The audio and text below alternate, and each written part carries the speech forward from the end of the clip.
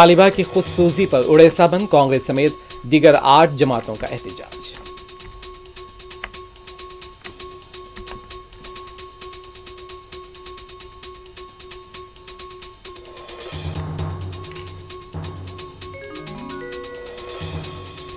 बिहार इंतखाबात को भी महाराष्ट्र इंतखाबात की तरह हाईजैक करने की जा रही है कोशिश।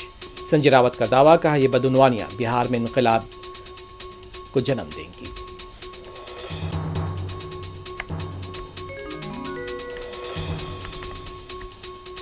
वज़ीर आला नीतीश कुमार ने अवामी फलाह के लिए बिहार में मुफ्त बिजली का किया ऐलान। अपोजिशन लीडर तेजस्वी यादव ने ऐलान को करार दिया इंतखाबी हरबा।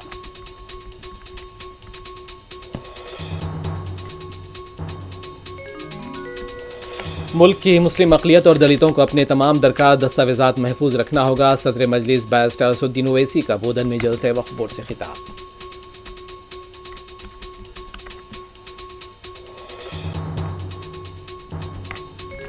गजा पर इजराइल के वहशियाना हमले जारी, गुज़िश्ता 24 घंटों में 90 फ़लस्तीनी शहीद, मुतअद्दिद ज़ख्मी।